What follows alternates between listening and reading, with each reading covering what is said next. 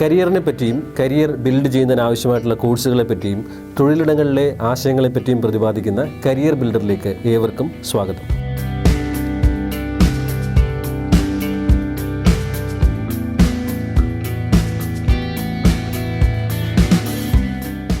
Competitive entrance examinations ഏറ്റവും കൂടുതൽ നടക്കുന്ന മാസങ്ങളാണ് മാർച്ച്, ഏപ്രിൽ, മെയ്. അപ്പോൾ ഈ കോമ്പറ്റേറ്റീവ് എൻട്രൻസ് എക്സാമിനേഷൻസ് എന്തിനാണ് നടത്തുന്നതെന്ന് പലരും ചോദിക്കാറുണ്ട്. സ്വാഭാവികമായിട്ടും രാജ്യത്തെ ഏറ്റവും പ്രധാനപ്പെട്ട ഹയർ എഡ്യൂക്കേഷൻ കോഴ്സുകൾക്കെല്ലാം മത്സര പരീക്ഷകളിലൂടെയാണ് പ്രവേശനം.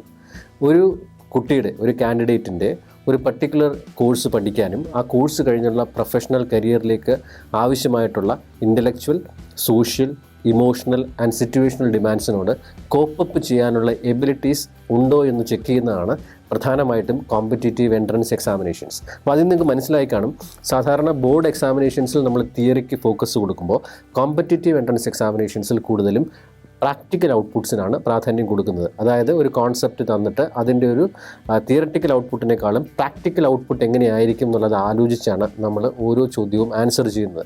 അപ്പോൾ സിറ്റുവേഷണൽ ഡിമാൻഡ്സിനോട് എങ്ങനെ കോപ്പപ്പ് ചെയ്യാൻ ഒരു കാൻഡിഡേറ്റിന് സാധിക്കുന്നു എന്നുള്ളതാണ് പല രീതിയിൽ കൂടെ ഇത്തരത്തിലുള്ള എൻട്രൻസ് എക്സാമിനേഷനിൽ കൂടെ ടെസ്റ്റ് ചെയ്യുന്നത്.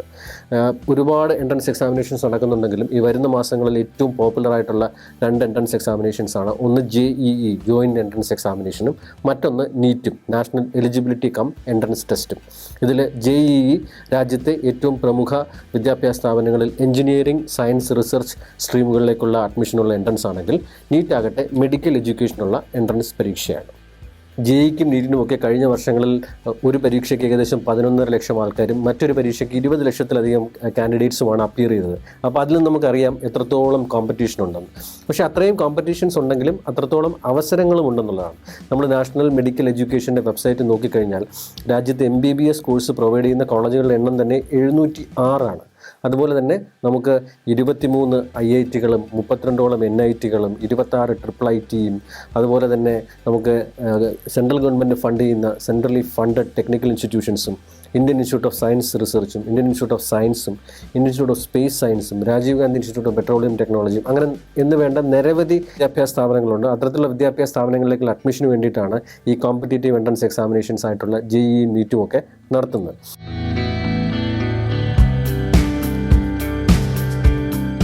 അപ്പോൾ ഇതിനകത്ത് ഒരു വ്യത്യാസം എന്താണെന്ന് പറഞ്ഞാൽ, ഈ എൻട്രൻസ് എഴുതുമ്പോൾ തന്നെ നിങ്ങൾ പഠിക്കാൻ ഉദ്ദേശിക്കുന്ന കോഴ്സിനെ പറ്റിയും ആ കോഴ്സ് കഴിഞ്ഞിട്ട് ചെയ്യാൻ പോകുന്ന ജോലിയെ പറ്റിയൊക്കെ ഒരു ധാരണ ഉണ്ടായിരിക്കേണ്ടത് വളരെ അത്യാവശ്യമാണ്. കാരണം ആ ജോലിയിൽ നിങ്ങളുടെ ലൈഫ് ടേം ആയിട്ടുള്ള ഒരു കരിയറാണ് ബിൽഡ് ചെയ്യാനായിട്ട് പോകുന്നത്.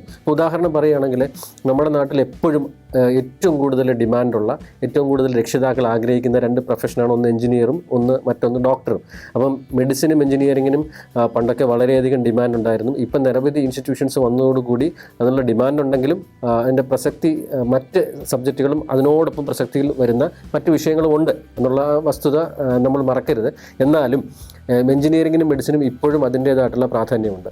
പക്ഷേ നമ്മൾ ഈ ഒരു MBBS ഒക്കെ കഴിഞ്ഞൊരു ഡോക്ടർ ആകുമ്പോഴത്തേക്ക് നമ്മൾ ആലോചിക്കുന്നത് നമ്മുടെ ആ സമൂഹത്തിൽ കിട്ടുന്ന ഒരു സ്റ്റേറ്റസ് എന്താണ്, അതിൻ്റെ ലുക്രേറ്റീവ് ആയിട്ടുള്ള സാലറി, അതുപോലെ പൊസിഷൻ, നമുക്ക് കിട്ടുന്ന ആ റെസ്പെക്റ്റ്, ഇതൊക്കെ വളരെ വളരെ വളരെ നമുക്ക് ചിന്തിക്കുമ്പോൾ അഭിമാനം തോന്നുന്ന കാര്യങ്ങളാണ്. പക്ഷേ ഇതിന് ഒരുപാട് ട്രേറ്റ്സ് നമുക്ക് ഡെവലപ്പ് ചെയ്യേണ്ടതുണ്ട്. ഉദാഹരണത്തിന് ഒരു ഡോക്ടർ ആകാനായിട്ട് നമുക്ക് ഈ സയൻസ്, മെഡിക്കൽ സബ്ജക്റ്റുകളോട് വളരെയധികം അക്കാഡമിക് ആസ്പിറേഷൻസ് ഉണ്ടാകേണ്ടത് ഒന്നാമത്തെ കാര്യമാണ്. അതായത് വെറുതെ ഒരു പെരിഫറൽ നോളജ് മാത്രം ഉണ്ടായാൽ പോരാ.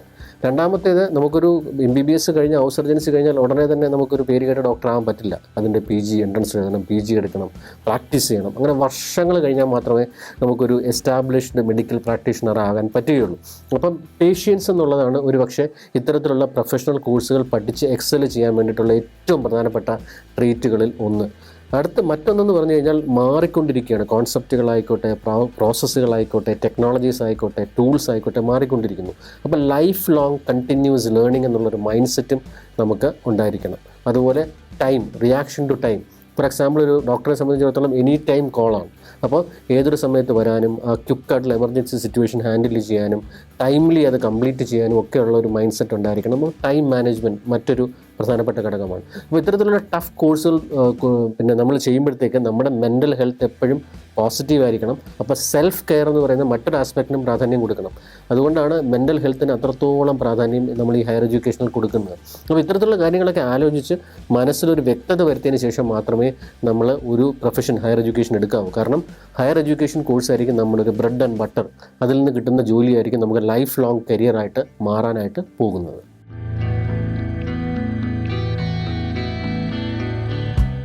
നമ്മുടെ ജോയിൻ്റ് എൻട്രൻസ് എക്സാമിനേഷന് പ്രധാനമായിട്ടും 2 സെഷൻസാണുള്ളത്. നിങ്ങൾക്കറിയാം, അതിൽ ഒരെണ്ണം കഴിഞ്ഞു. അടുത്തത് വരാൻ പോകുന്നത് നമുക്ക് ഏപ്രിൽ ആദ്യത്തെ ആഴ്ച മുതൽ 4-ാം തീയതി മുതൽ 15-ാം തീയതി വരെയാണ്. അതുപോലെ നമ്മുടെ നീറ്റിൻ്റെ എക്സാമിനേഷൻ ഷെഡ്യൂൾ ചെയ്തിരിക്കുന്നത് മെയ് മാസം ആദ്യത്തെ ആഴ്ചയാണ്. അപ്പം ഇതിനകത്ത് മെയ് 5-നാണ് ഷെഡ്യൂൾ ചെയ്തിരിക്കുന്നത്. അപ്പം ഇതിനകത്ത് ഈ വരുന്ന ആഴ്ചകൾ ഇപ്പോൾ പ്രിപ്പയർ ചെയ്യുന്ന കുട്ടികളെ സംബന്ധിച്ചിടത്തോളം വളരെ പ്രധാനപ്പെട്ടതാണ്.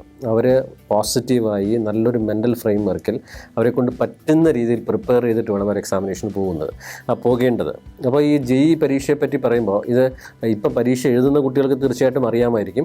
പക്ഷേ ഇത് 11-ാം ക്ലാസ്സിലെ കുട്ടികളും 10-ാം ക്ലാസ്സിലെ കുട്ടികളും ഹൈസ്കൂൾ കുട്ടികളും ഒക്കെ ഇപ്പോഴേ നീറ്റിനെ പറ്റി ആലോചിച്ച് തുടങ്ങുകയും അവരുടെ രക്ഷിതാക്കളുടെ സഹായത്തോടു കൂടി പ്രിപ്പറേഷൻ തുടങ്ങുകയൊക്കെ ഉണ്ടായിരിക്കാം. അപ്പോൾ അവർക്കൂടെ വേണ്ടിയിട്ടാണ് പറയുന്നത്. ഇപ്പോൾ ഈ എക്സാമിനേഷനും നീറ്റ് എക്സാമിനേഷനും ഒക്കെ നടത്തുന്നത് നാഷണൽ ടെസ്റ്റിംഗ് ഏജൻസിയാണ്, NTA ആണ്. അപ്പം നിങ്ങൾ കൂടുതൽ കാര്യങ്ങൾ അറിയാനായിട്ട് NTA വെബ്സൈറ്റ് തന്നെ നിങ്ങൾ വിസിറ്റ് ചെയ്യണം. മനസ്സിലായില്ലേ? അപ്പം exams.nta.ac.in എന്നുള്ള നിങ്ങൾ വെബ്സൈറ്റിൽ കയറി നോക്കിയാൽ തന്നെ ഈ എക്സാമിനേഷൻസിനെ പറ്റി ഒരു ധാരണ കിട്ടും. ഇപ്പോൾ എഴുതുന്ന ഒരാൾ മനസ്സിലാക്കേണ്ട കാര്യം, ജെഇക്ക് 2 ഘട്ടങ്ങളാണുള്ളത്. ഒന്ന് മെയിനും മറ്റൊന്ന് അഡ്വാൻസ്ഡും. ഈ മെയിൻ ഉദ്ദേശിക്കുന്നത് പ്രധാനമായിട്ടും രാജ്യത്തുള്ള NITകളിലും അതുപോലെ റിലേറ്റഡ് മറ്റ് ഇൻസ്റ്റിറ്റ്യൂഷൻസിലും അഡ്മിഷൻ കിട്ടാനാണെങ്കിൽ മെയിൻ പാസ്സായി അഡ്വാൻസിനും കൂടെ പാസ്സായാൽ മാത്രമേ IIT പോലെയുള്ള ക്യാമ്പസുകളിൽ അഡ്മിഷൻ കിട്ടുകയുള്ളൂ. അപ്പോൾ ഇതിൽ ജെഇക്ക് പ്രധാനമായിട്ടും മെയിനിനെ പറ്റി പറയുമ്പോൾ 2 പേപ്പറുകളാണുള്ളത്. ഇതിൽ പേപ്പർ 1 എന്ന് പറയുന്നത് BTech അഡ്മിഷന് വേണ്ടിയിട്ടുള്ളതാണ്. Paper 2A BArch bachelor of ആർക്കിടെക്ചറിനും അതുപോലെ പേപ്പർ 2B എന്ന് പറയുന്നത് ബാച്ചിലർ ഓഫ് പ്ലാനിങ്ങിനും വേണ്ടിയിട്ടാണ് നടത്തുന്നത്. അപ്പോൾ ഇതൊരു കമ്പ്യൂട്ടർ ബേസ്ഡ് ടെസ്റ്റാണ്. അപ്പോൾ നിങ്ങൾക്ക് പഠിക്കേണ്ട സബ്ജക്റ്റുകൾ ഫിസിക്സ്, കെമിസ്ട്രി, മാത്തമാറ്റിക്സ് ആണ്, നിങ്ങൾക്കറിയാം. അപ്പോൾ അത് വളരെ വ്യക്തമായിട്ട് ആഴത്തിൽ പഠിക്കേണ്ടത് വളരെ അത്യാവശ്യമാണ്. നമ്മൾ ഈ ഒരു പരീക്ഷയ്ക്ക് എഴുതുമ്പോഴത്തേക്ക് ഇതിൽ ആദ്യം ഇതിൻ്റെ സിലബസ് നോക്കുകയും ഇതിലെത്ര ക്വസ്റ്റ്യൻസ് ഉണ്ട്, ഇതിലെത്ര ടൈമിൽ നമ്മൾ തീർക്കണം, ഇതൊക്കെ നമ്മൾ അറിഞ്ഞിരിക്കേണ്ട കാര്യമാണ്. മറ്റ് പരീക്ഷകൾ പോലെ തന്നെ പരീക്ഷയ്ക്കും ഫിസിക്സ്, കെമിസ്ട്രി, മാത്തമാറ്റിക്സ് എന്ന് 3 വിഷയമാണ് ഉള്ളതെന്ന് ഞാൻ പറഞ്ഞു. ഇതിൽ 90 ചോദ്യങ്ങളിൽ നമുക്ക് 75 ചോദ്യങ്ങളാണ് നമ്മൾ അറ്റംപ്റ്റ് ചെയ്യേണ്ടത്. ഇതിൽ ഓരോ സബ്ജക്റ്റിനും, ഫോർ എക്സാമ്പിൾ ഫിസിക്സ് എടുത്തു കഴിഞ്ഞാൽ അതിനകത്ത് ഒരു സെക്ഷൻ എയും ഉണ്ട്, ഒരു സെക്ഷൻ ബിയും ഉണ്ട്.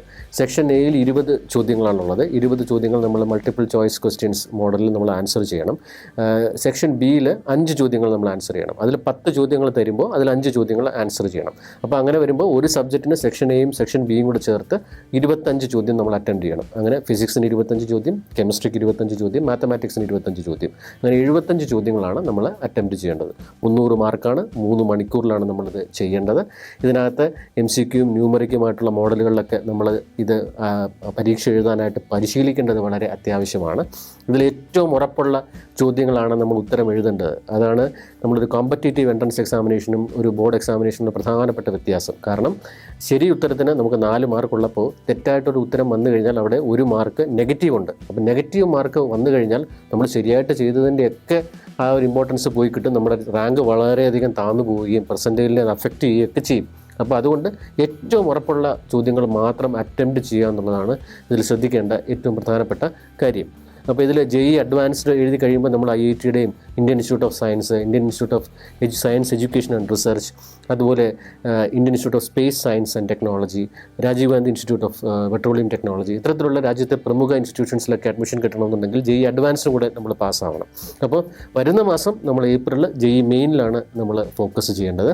അതുപോലെ തന്നെ മെഡിക്കൽ എഡ്യൂക്കേഷന് താല്പര്യമുള്ള കുട്ടികൾ നീറ്റ് ഫോക്കസ് ചെയ്യുന്നു. അവരുടെ പരീക്ഷ വരാൻ പോകുന്നത് മെയ് മാസത്തിൽ ആണ്. നീറ്റിനെ പറ്റി പറയുമ്പോൾ, നാഷണൽ എലിജിബിലിറ്റി കം എൻട്രൻസ് ടെസ്റ്റിനെ പറ്റി പറയുമ്പോൾ നമുക്കറിയാം അത് മെഡിക്കൽ എഡ്യൂക്കേഷന് വേണ്ടിയിട്ടുള്ളതാണ്. അത് MBBS ആവാം, ബാച്ചിലർ ഓഫ് ഡെൻ്റൽ സയൻസ് ആകാം, വെറ്റിനറി ആവാം, ആയുർവേദം, homeo, Siddha, Unani, yoga and naturopathy. ഇതിനോടൊപ്പം നമുക്ക് BSc നഴ്സിംഗ്, മിലിറ്ററി നഴ്സിങ്ങിനൊക്കെ ഇപ്പോൾ നമ്മൾ നീറ്റിൻ്റെ UGയുടെ റിസൾട്ട് നോക്കുന്നുണ്ട്. ഫിസിയോതെറാപ്പി കോഴ്സസ്, മറ്റ് പാരാമെഡിക്കൽ കോഴ്സസ്, ഇതിനൊക്കെ നമുക്ക് നീറ്റ് എഴുതേണ്ടത് അത്യാവശ്യമാണ്. നീറ്റ് പരീക്ഷയ്ക്ക് നമ്മൾ JEEയുടെ കാര്യം പറഞ്ഞപ്പോൾ ഫിസിക്സ്, കെമിസ്ട്രി, മാത്തമാറ്റിക്സ് പറഞ്ഞെങ്കിൽ ഇവിടെ ഫിസിക്സ്, കെമിസ്ട്രി, ബയോളജിയാണ്. ബയോളജി എന്ന് പറയുമ്പോൾ സുവോളജിയും ബോട്ടണി, അങ്ങനെ 4 സബ്ജക്റ്റുകളുണ്ട്. പക്ഷേ നമ്മൾ 3ആയിട്ടാണ് അതിനെ കാണുന്നത്. ഇവിടെയും നമുക്ക് 180 ചോദ്യങ്ങളാണ് നീറ്റ് പരീക്ഷയ്ക്ക് ഉള്ളത്. ഇത് പേപ്പർ പെൻസിൽ മോഡലിൽ നടത്താറുണ്ട്. കമ്പ്യൂട്ടർ ബേസ്ഡ് ടെസ്റ്റും ഒക്കെ ഇനി ഭാവിയിൽ അതെല്ലാം CBT മോഡലിലോട്ട് മാറാനായിട്ട് പോവുകയാണ്. അപ്പോൾ ഇവിടെയും നമ്മൾ മറ്റ് JEE പറഞ്ഞ പോലെ തന്നെ ചില കാര്യങ്ങൾ ശ്രദ്ധിക്കണം. ഇതിനകത്ത് 2 ഫേസുകളുണ്ട്. ഓരോ സബ്ജക്റ്റിനും ഫേസ് Aയും ഫേസ് Bയും ഉണ്ട്. അപ്പോൾ ഇവിടെ നമ്മൾ പറയുകയാണെങ്കിൽ ഇതിനകത്ത് ഒരു സബ്ജക്റ്റിന് നമുക്ക് 45 ചോദ്യങ്ങളാണുള്ളത്. അപ്പം ഫിസിക്സിനെ പറ്റി പറയുകയാണെങ്കിൽ ഫേസ് Aയിൽ 35 ചോദ്യങ്ങൾ കമ്പൽസറി ആയിട്ട് എഴുതുമ്പോൾ ഫേസ് Bയിൽ 10 ചോദ്യങ്ങൾ നമ്മൾ എഴുതണം. അപ്പോൾ 45 ചോദ്യം. അതുപോലെ കെമിസ്ട്രിക്കും സുവോളജിക്കും ബോട്ടണിക്കും 45 ചോദ്യങ്ങൾ വീതം നമ്മൾ അറ്റംപ്റ്റ് ചെയ്യണം. ശരി ഉത്തരത്തിന് 4 മാർക്കും തെറ്റുത്തരത്തിന് 1 മാർക്ക് പോവുകയും ചെയ്യും. ഇതിനകത്ത് വെബ്സൈറ്റിൽ കയറി നിങ്ങൾക്ക് സിലബസൊക്കെ ഡൗൺലോഡ് ചെയ്ത് ആദ്യം സിലബസ് വ്യക്തമാക്കി മനസ്സിലാക്കിയിട്ട് വേണം ഇത്തരത്തിലുള്ള പരീക്ഷയ്ക്ക് വേണ്ടി പ്രിപ്പയർ ചെയ്യേണ്ടത്.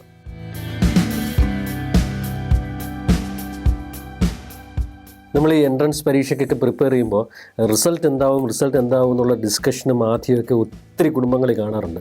പക്ഷേ ബേസിക്കലി ചില ചെറിയ കാര്യങ്ങൾ നമ്മൾ ഈ ഒരു സമയത്ത് ചെയ്തു കഴിഞ്ഞാൽ നമ്മുടെ പെർഫോമൻസ് വളരെ കൂട്ടാൻ പറ്റും. ഇപ്പം പഠിക്കുന്ന കാര്യം തന്നെ നമുക്ക് എടുക്കാം. ഒരു 5 കാര്യങ്ങൾ നമ്മൾ വൃത്തിയായിട്ട് ചെയ്താൽ തന്നെ നമ്മുടെ പെർഫോമൻസിനെ തീർച്ചയായിട്ടും അത് പോസിറ്റീവായിട്ട് ഇമ്പാക്റ്റ് ചെയ്യും. ഒന്നാമത്തെ കാര്യം എന്താണെന്ന് വെച്ച് കഴിഞ്ഞാൽ ഈ പഠിക്കാനായിട്ടൊരു ഓർഗനൈസ്ഡ് ഒരു എൻവയോൺമെൻറ്റ്, ഒരു നല്ല സ്ഥലം. നിങ്ങളിപ്പോൾ വീട്ടിലാണ് പഠിക്കുന്നതെങ്കിൽ അവിടെ നമുക്ക് പഠിക്കാൻ പറ്റുന്ന ഒരു പോസിറ്റീവ് മൈൻഡ് സെറ്റ് തരുന്നൊരു സ്ഥലം കണ്ടുപിടിക്കുക എന്നുള്ളത്. അത് ചിലപ്പോൾ നിങ്ങളുടെ മുറിയായിരിക്കാം, ചിലപ്പം ബാൽക്കണി ആയിരിക്കാം, ചിലപ്പോൾ നല്ല വെന്റിലേഷനുള്ള റൂമായിരിക്കാം, മറ്റ് ശബ്ദങ്ങൾ ഡിസ്റ്റർബൻസുകൾ ഇല്ലാത്ത റൂമായിരിക്കാം. അപ്പോൾ ഓർഗനൈസ്ഡ് ആയിട്ടുള്ള ഒരു റൂം, ആ റൂമിൽ തന്നെ നമുക്ക് പഠിക്കേണ്ട മെറ്റീരിയൽസൊക്കെ പെട്ടെന്ന് റെഫർ ചെയ്ത് എടുക്കാൻ പറ്റുന്ന രീതിയിൽ ഇതിനെല്ലാം നമ്മളൊന്ന് അതിനൊന്ന് ഓർഡറിലാക്കി അവിടെ വെക്കുക. അതുപോലെ തന്നെ നല്ല വിഷ്വൽസ് നമുക്ക് നോക്കി നമുക്കൊന്ന് ചില കാര്യങ്ങൾ ഓർത്തെടുക്കാനായിട്ട് നോക്കാനായിട്ട് പറ്റുന്ന പിക്ചേഴ്സൊക്കെ ഉള്ള റൂമുകളൊക്കെ ഉണ്ടെങ്കിൽ ഇതിന് വിഷ്വലൈസേഷൻ വളരെ പ്രധാനപ്പെട്ടൊരു കാര്യമാണ്. പഠിച്ച കാര്യങ്ങൾ ഓർത്തെടുക്കുക എന്ന് നമ്മളതിനെ പറയും. അപ്പോൾ അതിന് ഓർഗനൈസ്ഡ് ആയിട്ടുള്ള ഒരു എൻവയോൺമെൻറ്റ് വീട്ടിനകത്ത് ഒരുക്കുക എന്നുള്ളത് പ്രധാനപ്പെട്ട കാര്യമാണ്. അതിൽ പേരൻസിനും കുട്ടികളെ ഒത്തിരി സഹായിക്കാനായിട്ട് പറ്റും. രണ്ടാമത്തെ കാര്യം, നിങ്ങൾ പഠിക്കുമ്പോൾ ഇപ്പം ചിലർ പറയുന്നുണ്ട് ഒരുപാട് നേരം ഇരുന്ന് പഠിക്കുന്നുണ്ട്, ഒന്നും മനസ്സിലാവുന്നില്ല എന്ന് പറയാറുണ്ട്. പക്ഷേ നമ്മുടെ പ്രൊഡക്റ്റീവ് അവേഴ്സ് ഏതാണെന്നുള്ളത് കണ്ടുപിടിക്കുക. ഇപ്പോൾ ഉദാഹരണം പറയുകയാണെങ്കിൽ ചില കുട്ടികൾക്ക് രാവിലെ ഇരുന്ന് പഠിക്കാനായിരിക്കും ഏറ്റവും താല്പര്യം. അപ്പോൾ അവർ നമ്മൾ ഹെൻ ടൈപ്പ് എന്നൊക്കെ പറയാറുണ്ട്. മറ്റ് ചില കുട്ടികൾക്കാണെങ്കിൽ രാത്രി ഇരുന്ന് പഠിക്കാനായിരിക്കും, അവർ ഓൾ ടൈപ്പ് എന്ന് പറയാറുണ്ട്. അപ്പോൾ ഇതിൽ രാത്രിയാണ് പഠിക്കുന്നതെങ്കിൽ രാത്രി പഠിക്കാനായി കൂടുതൽ സമയം ചിലവഴിക്കുകയും രാവിലെ കുറച്ച് റിലാക്സ്ഡ് ആയതിനു ശേഷം പതുക്കെ തുടങ്ങുകയും ചെയ്യാം. മറ്റ് ചില ആൾക്കാരാണെങ്കിൽ അതിരാവിലെ എണീറ്റ് പഠിച്ചതിന് ശേഷം രാത്രി നേരത്തെ കിടന്നുറങ്ങുക. നമ്മുടെ പ്രൊഡക്റ്റീവ് അവേഴ്സ് ഏതാണെന്നുള്ളത് കണ്ടുപിടിക്കുക. അത് നമുക്ക് തന്നെ അറിയാൻ പറ്റും നമ്മുടെ ഒരു ശീലം വെച്ചിട്ട്. അത് ഫോളോ ചെയ്യാനായിട്ട് ശ്രമിക്കുക എന്നുള്ളതാണ് രണ്ടാമത്തെ കാര്യം. മൂന്നാമത്തേത്, നമുക്ക് പഠിക്കുന്നതിനൊരു സ്റ്റൈലുണ്ട്. നമുക്ക് ഏത് രീതിയിൽ പഠിച്ചാലാണ് പെട്ടെന്ന് നമുക്ക് ഗ്രാസ്പ് ചെയ്യാൻ പറ്റുക, ഓർത്തെടുക്കാൻ പറ്റുക, അത് റിട്രീവ് ചെയ്ത് പ്രൊഡ്യൂസ് ചെയ്യാൻ പറ്റുക എന്നൊക്കെ ഒന്ന് ആലോചിച്ച് നോക്കുക. പ്രധാനമായിട്ടും 4 രീതിയിലാണ് കുട്ടികൾ പഠിക്കാറുള്ളത്. ചില ആൾക്കാർക്കാണെങ്കിൽ ഇങ്ങനെ വായിച്ചാൽ അത് കാര്യങ്ങൾ പെട്ടെന്ന് ഓർത്തെടുക്കാനും റിട്രീവ് ചെയ്യാനും മനസ്സിലാക്കാനും ഒക്കെ പറ്റും. മറ്റ് ചില ആൾക്കാർക്കാണെങ്കിൽ കേൾക്കാനായിരിക്കും. ഇപ്പം കമ്പൈൻഡ് സ്റ്റഡിയിൽ ചില കുട്ടികൾ വരെ ഉച്ചത്തിൽ വായിക്കുമ്പോഴത്തേക്ക് കേൾക്കുന്ന കുട്ടികൾക്ക് അത് പെട്ടെന്ന് പഠിക്കാൻ പറ്റും. ചില റെക്കോർഡ്സുകൾ കേൾക്കുക, യൂട്യൂബുകൾ കേൾക്കുക, ടീച്ചർ ക്ലാസ്സിൽ പഠിപ്പിക്കുമ്പോൾ അത് ടീച്ചറെ നോക്കുന്നതിനേക്കാൾ അവരുടെ ശബ്ദം കേൾക്കുക.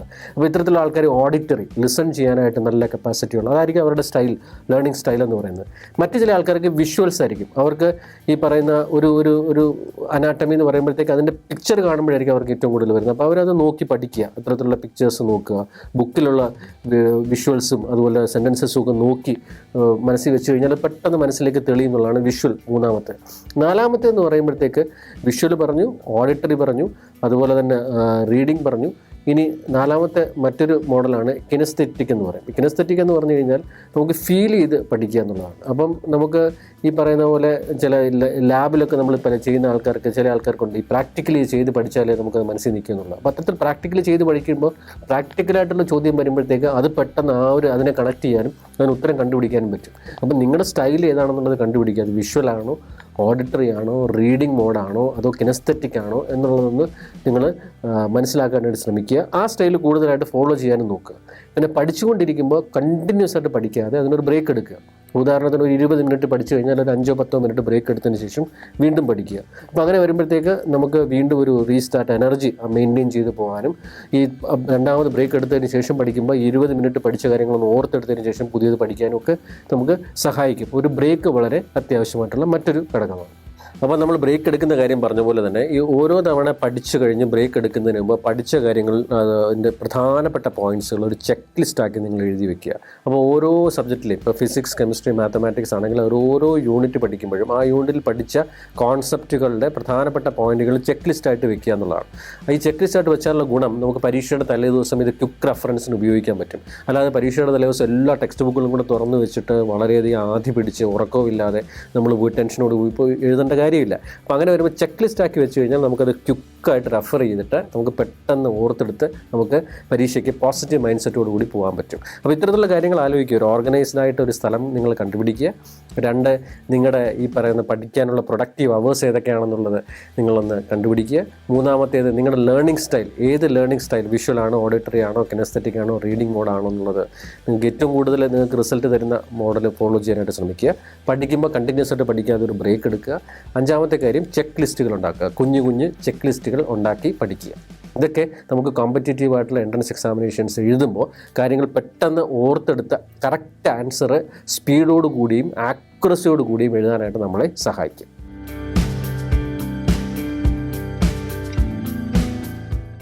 ഇനി പലരും എന്നോട് ചോദിക്കാറുണ്ട്, സാർ ഈ എൻട്രൻസ് എക്സാമിനേഷൻസിൽ എന്തെങ്കിലും മിസ്റ്റേക്കുകളൊക്കെ പഠിക്കുന്ന സമയത്ത് വരുത്താറുണ്ട്. പരീക്ഷ എഴുതുമ്പോഴല്ല, പഠിക്കുന്ന സമയത്ത് നമ്മൾ കാര്യമാക്കാത്ത പല കാര്യങ്ങളും, ചിലപ്പോൾ അത് നിസാരവൽക്കരിക്കുന്ന പല കാര്യങ്ങളും നമുക്ക് എൻട്രൻസ് എഴുതുമ്പോഴത്തേക്ക്, പരീക്ഷ എഴുതുമ്പോഴത്തേക്ക് അതൊരു ആപത്തായിട്ട് വരാറുണ്ട്. ഉദാഹരണത്തിന് ചില കുട്ടികളുണ്ട് പെരിഫറി ഇൻഫർമേഷൻസ് മാത്രം നോക്കി. ഇപ്പോഴത്തെ കാലത്ത് നമുക്ക് screen information, quick grasping of information മോഡാണ് എല്ലാവരും പ്രിഫർ ചെയ്യുന്നത്. അപ്പോൾ പെട്ടെന്ന് ഒരു കാര്യം നോക്കി കിട്ടി പോയി, അല്ലാതെ അതിൻ്റെ ഇൻഡെപ്തായിട്ട് അടുത്ത് എന്താണ് അതിൻ്റെ കോസ്റ്റ് എഫക്റ്റ് എന്നുള്ളത് നോക്കി പോകാനുള്ള ടെൻഡൻസി വളരെ കുറവാണ്. അപ്പോൾ ഫണ്ടമെൻ്റൽസ് ഇൻഡെപ്തായിട്ട് പഠിക്കുക. ഒരു എൻട്രൻസ് പരീക്ഷയ്ക്ക് പ്രിപ്പയർ ചെയ്യുമ്പോഴത്തേക്ക് നമ്മൾ ആ കോൺസെപ്റ്റുകളുടെ ഫണ്ടമെൻ്റൽസ് ഇൻഡെപ്തായിട്ട് പഠിക്കുക. അപ്പോൾ ഇൻഡെപ്തായിട്ട് പഠിക്കുമ്പോഴത്തേക്കാണ് നമുക്ക് പല സിനാരിയോസ് നമ്മൾ ഓർക്കുകയും ഒരു കോസും അതിൻ്റെ ഇഫക്റ്റിനെ പറ്റിയൊക്കെ ചിന്തിക്കുകയും, അപ്പം ഇൻഡയറക്റ്റായിട്ട് ഒരു സിറ്റുവേഷണൽ ക്വസ്റ്റ്യൻ വന്നാൽ പോലും നമ്മളെ അത് എഴുതാനായിട്ട് സഹായിക്കും. അപ്പോൾ ഫണ്ടമെൻ്റൽസ് നന്നായി പ്രിപ്പയർ ചെയ്യുക എന്നുള്ളതാണ് ഒന്നാമത്തെ കാര്യം. 2-ാമത്തെ കാര്യമാണ് നമുക്ക് തൊട്ട് മുമ്പുള്ള വർഷങ്ങളിലെ ക്വസ്റ്റ്യൻ പേപ്പറുകളെ അവോയ്ഡ് ചെയ്യുക. ഇനിയിപ്പോൾ ആ ക്വസ്റ്റ്യൻ പേപ്പർ നോക്കിക്കഴിഞ്ഞാൽ നമുക്ക് ടെൻഷനാവും, വേണ്ട വരുന്നിടത്ത് വെച്ച് കാണാം എന്ന് പറയുന്ന പലരും ഉണ്ട്. അതല്ല, നമുക്ക് മുമ്പുള്ള 4-5 ക്വസ്റ്റ്യൻ പേപ്പറുകൾ നമ്മൾ റെഫർ ചെയ്യുമ്പോഴത്തേക്ക് അതിനകത്ത് നമുക്ക് ആ പാറ്റേൺ മനസ്സിലാവും. ആ ക്വസ്റ്റ്യൻ പേപ്പറുകൾ നോക്കുമ്പോഴത്തേക്ക് ആൻസർ ചെയ്യേണ്ട രീതിയെപ്പറ്റി നമുക്കൊരു മെൻ്റൽ ഫ്രെയിംവർക്ക് ഉണ്ടാക്കിയെടുക്കാൻ പറ്റും. ഇതിനേക്കാളൊക്കെ പുറമെ ഈ ക്വസ്റ്റ്യൻ പേപ്പറിൽ റെഫർ ചെയ്യുമ്പോൾ ഇപ്രാവശ്യം വരാൻ പോകുന്ന ക്വസ്റ്റ്യൻ പേപ്പറിൽ പല ചോദ്യങ്ങളും ഈ മുമ്പ് 4-5 വർഷങ്ങളിൽ വന്ന പല ചോദ്യങ്ങളും കാണുമായിരിക്കും. അപ്പം നമുക്ക് വളരെ ഈസി ആയിട്ട് പല ചോദ്യങ്ങൾക്ക് ആൻസർ ചെയ്യാനും പറ്റും. അതുകൊണ്ട് ക്വസ്റ്റ്യൻ പേപ്പറുകൾ റെഫർ ചെയ്യുക എന്ന് പറയുമ്പോൾ അതിനെ നിസ്സാരവൽക്കരിച്ച് തള്ളാതിരിക്കുക. അതാണ് 2-ാമത് പലരും ചെയ്യുന്ന മറ്റൊരു മിസ്റ്റേക്ക്. 3-ാമത്തേതാണ് മോക്ക് ടെസ്റ്റുകൾ എഴുതാതിരിക്കുക എന്നുള്ളത്. പഠിച്ചാൽ പോലും എന്തിനായി പരീക്ഷ എഴുതുന്നു എന്നുള്ളത്. മാക്സിമം പരീക്ഷകൾ എഴുതുക എന്നുള്ളതാണ്. എസ്പെഷ്യലി ഈ പരീക്ഷ വരാൻ പോകുന്ന ഈ വരുന്ന ആഴ്ചകളിൽ ഏറ്റവും കൂടുതൽ നിങ്ങൾ സമയം ചിലവഴിക്കുന്നത് തന്നെ മോക്ക് പ്രാക്ടിക്കൽ ടെസ്റ്റുകൾ എഴുതാനായിരിക്കണം. ചിലപ്പോൾ 150 200 എത്രയെന്ന് വെച്ചാൽ നിങ്ങൾ എഴുതുക. ഓരോ പരീക്ഷ എഴുതുമ്പോഴും അതിൻ്റെ റിസൾട്ട് ഇവാലുവേറ്റ് ചെയ്യുമ്പോൾ നമുക്ക് ഫർദർ ഇമ്പ്രൂവ് ചെയ്യാനുള്ള ഇൻപുട്സ് അതിൽ നിന്ന് കിട്ടും. അതുകൊണ്ട് മോക്ക് ടെസ്റ്റുകളെ ഒരിക്കലും നിസ്സാരവൽക്കരിക്കാതിരിക്കുക. മോക്ക് ടെസ്റ്റുകൾ വേണ്ടാന്ന് പറയുന്നവർ ഇത് ഓർത്ത് ചെയ്യുക. അതുകൊണ്ട് മോക്ക് ടെസ്റ്റുകൾ കിട്ടുന്ന അവസരങ്ങളൊക്കെ ചെയ്ത് നോക്കുക. അതാണ് 3-ാമത്തെ കാര്യം. 4-ാമത്തേത് അവനവൻ്റെ ഹെൽത്ത് തീർച്ചയായിട്ടും നോക്കുക. നമ്മുടെ ഉറക്കത്തിൻ്റെ സമയം, ഈറ്റിംഗ് പാറ്റേൺ, അതുപോലെ തന്നെ ഒരു 20-25 മിനിറ്റെങ്കിലും ഒരു എൻ്റർടൈൻമെൻറ്റ് എക്സസൈസ് പാറ്റേൺ. ഈ 3 കാര്യങ്ങളും, eating pattern, sleeping pattern, exercise pattern, ഈ 3 ഇമ്പോർട്ടൻസ് കൊടുക്കുക തന്നെ വേണം. ഇതിനൊരു രക്ഷിതാക്കൾക്കൊക്കെ കുട്ടികളെ ഈ ഒരു കാര്യത്തിന് വേണ്ടി ഹെൽപ്പ് ചെയ്യാനും പറ്റും. കാരണം ഹെൽത്തിനെ ഒരിക്കലും അവോയ്ഡ് ചെയ്യാതിരിക്കുക. ഇപ്പോൾ ഫോർ എക്സാമ്പിൾ പരീക്ഷയുടെ തലേദിവസമൊക്കെ ഉറങ്ങാതെ പോയി പഠിച്ച് 4 മണി വരെയൊക്കെ പഠിച്ചിട്ട് നമ്മൾ 10 മണിക്കൊരു റൂമിൽ ഇരുന്നതിനെ പറ്റി ആലോചിച്ച് നോക്കൂ. നമ്മൾ വളരെ ടയേർഡായിട്ട് നമുക്ക് സ്ക്രീനിൽ നോക്കുമ്പോൾ തന്നെ നമുക്ക് നോക്കാൻ പറ്റാതെ, ക്വസ്റ്റ്യൻസുകൾ നോക്കുമ്പോൾ തന്നെ ഒരു ടയേർഡ് ലുക്കിൽ നമുക്ക് നോക്കുമ്പോഴത്തേക്ക് ആ എനർജി പോവുകയും നമ്മുടെ മെമ്മറി അത് ബാധിക്കുകയും റിട്രീവ് ചെയ്യാൻ പറ്റാതെ വരികയും ആൻസർ സ്കിപ്പ് ചെയ്യുകയൊക്കെ ചെയ്യുന്ന ആൾക്കാരുണ്ട്. വളരെയധികം ടെൻഷൻ ആവുന്ന ആൾക്കാരുണ്ട്. അതുകൊണ്ട് ഒരു ഹാബിറ്റ് പാറ്റേൺ നമ്മൾ ഉണ്ടാക്കിയെടുക്കുക. Especially sleep, eat and exercise. ഇനി മറ്റൊരു മിസ്റ്റേക്ക് പല കുട്ടികളും കാണിക്കുന്നത്, ഇപ്പോൾ പഠിച്ചുകൊണ്ടിരിക്കുമ്പോൾ അവർക്കൊരു സംശയം വന്നു കഴിഞ്ഞാൽ പിന്നെ അത് ചോദിക്കേണ്ടത്, ക്ലാരിഫൈ ചെയ്യേണ്ടത്, വേണ്ട അടുത്തിലോട്ട് പോകാം, ഇത് പോട്ടെ എന്ന് വിചാരിക്കും. ഒരിക്കലും അത് വിചാരിക്കരുത്. നമുക്ക് പഠിച്ചുകൊണ്ടിരിക്കുന്ന ആ ഫ്ലോയിൽ എന്ത് സംശയം വന്നാലും അത് അപ്പം തന്നെ ക്ലാരിഫൈ ചെയ്യുക എന്നുള്ളത്. അതിന് യാതൊരു മടിയും വിചാരിക്കേണ്ട. നിങ്ങളെ ടീച്ചർമാരോട് ചോദിച്ച് ക്ലാരിഫൈ ചെയ്യാം, അല്ലെങ്കിൽ പാരൻസിനോട് ചോദിക്കാം, അല്ലെങ്കിൽ നിങ്ങൾ ഏതെങ്കിലും കോച്ചിങ് സെൻറ്ററിൽ പോകണമെങ്കിൽ ആ കോച്ചസിനോട് ചോദിച്ച് അത് ക്ലാരിഫൈ ചെയ്യുക, നിങ്ങളുടെ ഫ്രണ്ട്സിനോട് ചോദിച്ച് ക്ലാരിഫൈ ചെയ്യുക. ഈ ക്ലാരിഫൈ ചെയ്താൽ മാത്രമേ അതിനൊരു കണ്ടിന്യൂറ്റി കിട്ടുകയുള്ളൂ എന്നുള്ളതാണ് നിങ്ങൾ ഓർക്കേണ്ടത്. അപ്പോൾ ക്ലാരിഫിക്കേഷൻസ് ചോദിക്കാനായിട്ട് നിങ്ങൾ ഒരിക്കലും മടിക്കരുത്. അതാണ് അടുത്തൊരു പോയിന്റ്, മിസ്റ്റേക്ക് ആൾക്കാർ വരുത്തുന്ന മറ്റൊരു പോയിന്റ്. ഇനി ഏറ്റവും അവസാനം ഈ ടൈം എന്നുള്ളത്. ചില ക്വസ്റ്റ്യനുകൾ നമ്മൾ ആലോചിച്ച് ഒരുപാട് സമയം കളയും. ഒരു സിംഗിൾ ക്വസ്റ്റ്യനൊക്കെ വേണ്ടി ആൻസർ ചെയ്യാനായിട്ട് 3-4 മിനിറ്റൊക്കെ സ്പെൻഡ് ചെയ്യുന്ന ആൾക്കാരുണ്ട്. ഒരു ചോദ്യത്തിന് ഇത്ര സമയമേ കൊടുക്കാവൂ, ആ സമയത്തിന് അനുസരിച്ച് അതിന് ശേഷമുള്ള സമയം വേണ്ട, അടുത്ത ചോദ്യത്തിലേക്ക് ഫോക്കസ് ചെയ്യുക. അപ്പം സ്പീഡ് വളരെ പ്രധാനപ്പെട്ട ഒരു കാര്യമാണ്. ആക്യുറസിയോടൊപ്പം സ്പീഡിനും എൻട്രൻസ് ടെസ്റ്റ് വിജയിക്കാനായിട്ട് ഒരു പ്രധാനപ്പെട്ട ഘടകമായതുകൊണ്ട് നമ്മൾ സമയം പാലിക്കാനായിട്ട് ശ്രമിക്കുക. അത് പരീക്ഷയ്ക്ക് എത്തുന്ന സമയമാണെങ്കിലും അത് ആൻസർ ചെയ്യുന്ന സമയമാണെങ്കിലും ഓരോ ചോദ്യത്തിന് കൊടുക്കുന്ന സമയമാണെങ്കിലും സമയത്തിന് അത്രത്തോളം പ്രാധാന്യമുണ്ട്. അതുകൊണ്ട് നമ്മൾ ഈ മോക്ക് ടെസ്റ്റുകളൊക്കെ എഴുതുമ്പോൾ തന്നെ നമുക്ക് എത്ര ചോദ്യം ഇത്ര മിനിറ്റിനുള്ളിൽ തീർക്കാൻ പറ്റുമെന്നുള്ള ഐഡിയ കിട്ടും. അതുകൊണ്ടാണ് മോക്ക് ടെസ്റ്റുകളെ ഒരിക്കലും നമ്മൾ അവോയ്ഡ് ചെയ്യരുതെന്ന് പറയാനുള്ള കാരണം. മോക്ക് ടെസ്റ്റുകൾ ചെയ്യുമ്പോൾ അത് ടൈമിനെ പോസിറ്റീവായിട്ട് അഫക്റ്റ് ചെയ്യും. അപ്പോൾ ഇത്തരത്തിൽ ഞാനീ പറഞ്ഞ 6-7 കാര്യങ്ങൾ പല കുട്ടികളും ചിലപ്പോൾ റിജക്റ്റ് ചെയ്യുകയും നിസ്സാരവൽക്കരിക്കുകയൊക്കെ ചെയ്യും. അത് ചെയ്യരുത്. എസ്പെഷ്യലി പരീക്ഷ അടുക്കുന്ന സമയങ്ങളിൽ ഈ പോയിന്റുകളൊക്കെ ഓർത്ത് ഇതിൽ ഓരോ പോയിന്റും പാലിക്കാനായിട്ട് ശ്രമിക്കുക.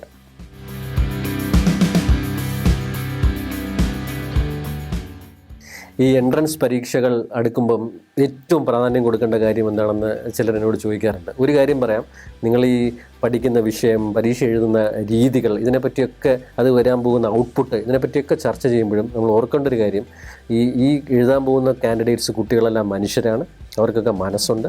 അപ്പോൾ ആ ഒരു പോസിറ്റീവായിട്ടുള്ളൊരു മൈൻഡ് സെറ്റിൽ പോയി പരീക്ഷ എഴുതുക എന്നുള്ളതാണ്.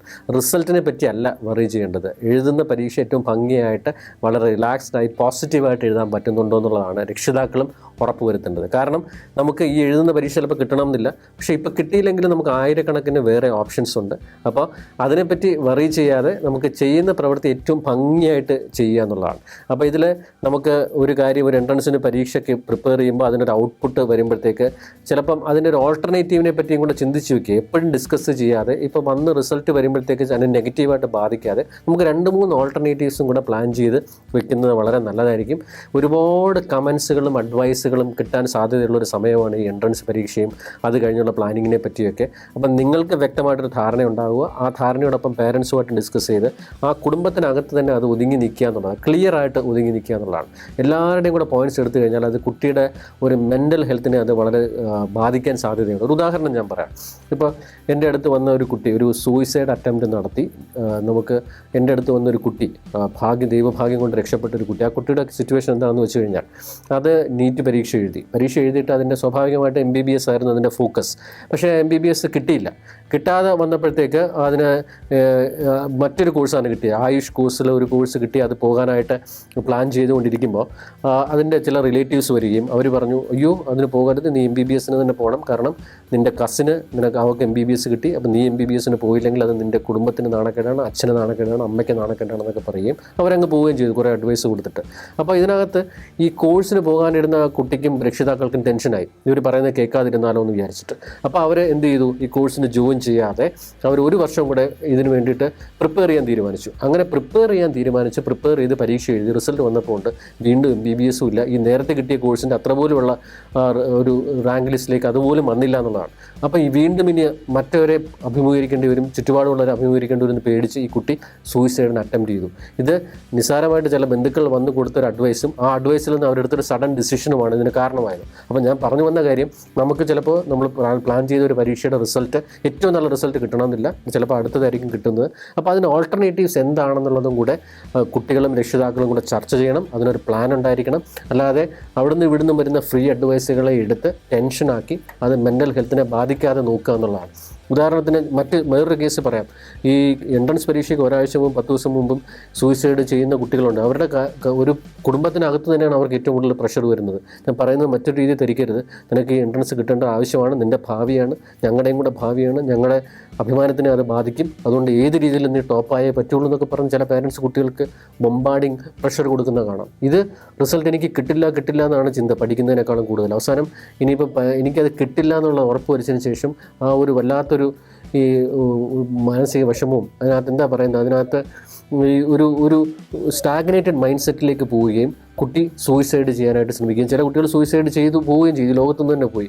നിസ്സാരമായിട്ടുള്ള ചില ബൊമ്പാർഡിങ് പ്രഷർ കുടുംബത്തിനകത്തു നിന്നും റിലേറ്റീവ്സിൻ്റെ അടുത്തു നിന്നും മറ്റ് ചില കോർണറുകളിൽ നിന്നും വരുന്നതാണ്. അതുകൊണ്ട് ഇത്തരത്തിലുള്ള പ്രഷറുകൾ വരാം, പക്ഷേ നമുക്കൊരു ഫോക്കസ് ഉണ്ടായിരിക്കുക, ഓൾട്ടർനേറ്റീവ് പ്ലാൻസ് ഉണ്ടായിരിക്കുക.